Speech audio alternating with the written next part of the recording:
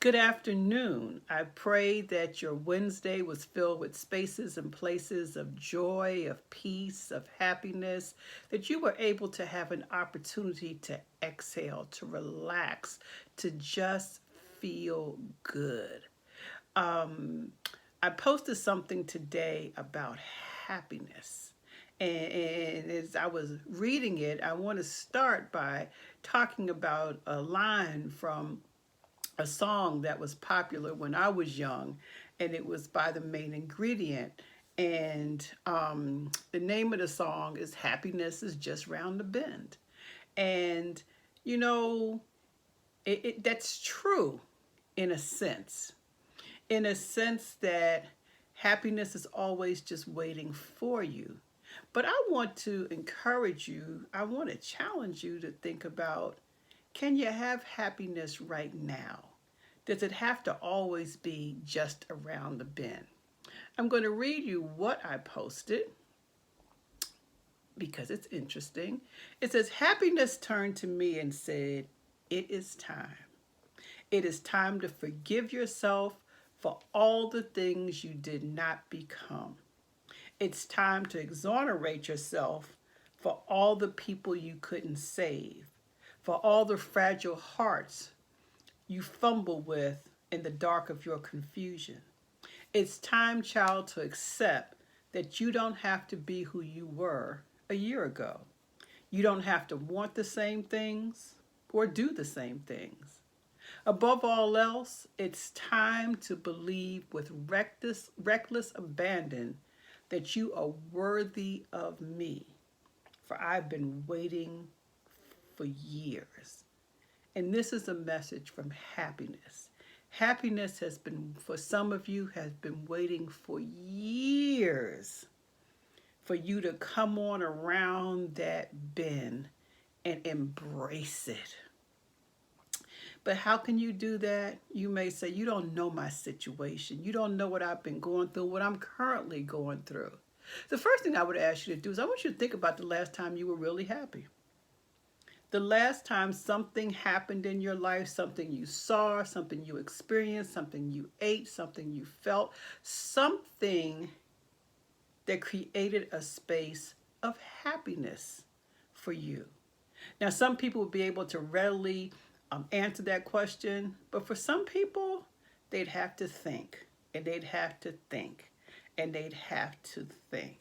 And I'm going to give you an example because happiness for me was just this morning. Yes, I have 7 grandchildren, and 6 are boys, and 1 is a girl, and she's kind of right in the middle. And so I can't imagine what it's like for her to live in such a testosterone enriched environment because the boys, they're boys. They like to be rough and tumble. They like to be physical. They like boy stuff. And my granddaughter, to some large degree, is a girly girl. She likes dressing up. She likes to look good. She likes for her hair to look nice. She's almost 7, okay? But there's some things that she really likes, but she's also an empowered girl. She's also a girl who's very clear about what suits her. She likes working out. But one of the things that she really likes is she's involved in a virtual cooking class. So a couple of times a week, she goes online. Her mother sets her up, gives her all the ingredients, which they have actually veganized because they're plant-based, and she cooks. And I was talking to her mom yesterday. It was before the cooking class, and her mom shared something with me which actually made me happy. Her mom said, yeah, she's really getting into this cooking class, and she even said to me, I want to do it myself. I don't need you to do that. I can do it myself. And that made me so happy because my soon to be 7-year-old granddaughter was taking agency over her life. She understands there's some things she needs her mother's help, like getting the ingredients together, but she also recognizes that there are some things that she can do herself. And when she cooks, when she makes the recipes, it makes her happy.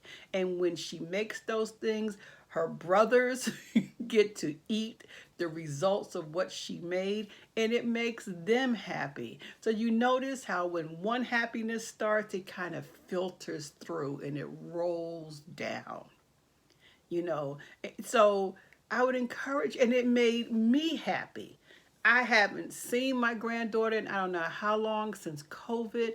I've never tasted anything that she's made, but I was happy because she was happy.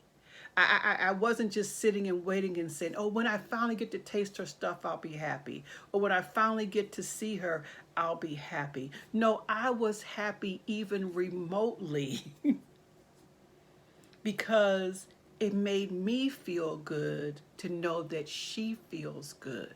So I think my message to you all is sometimes we're waiting for happiness to come. We're waiting for happiness to find us. I suspect that we need to be intentional sometimes about searching for that happiness. We need to be intentional about getting rid of those things that have kept us unhappy for so long, that have kept us bogged down for so long, that has kept us feeling blah for so long. We need to intentionally tell those things, I'm letting you go, okay? I'm going to forgive myself for whatever it is that I did wrong. I am going to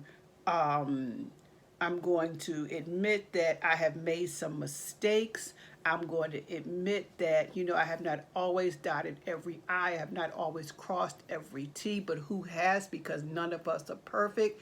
I am going to love me exactly as I am, with all of my imperfections. I'm no longer going to hold on to those things that make me unhappy about me. I'm going to practice radical self-acceptance so that happiness doesn't have to come looking for me. Happiness is right there. That the me, with all of what I bring to the table, is right there, ready and excited about just simply being happy. The little kids say, if you're happy and you know it, clap your hands. If you're happy and you know it, pat your feet. If you're happy and you know it and you really want to show it, see how simple it is? And sometimes we need to clap our hands or pat our feet, even if in the moment we're not happy. But I guarantee if you do it enough, you'll make yourself happy. That happiness will start to flow inside of you.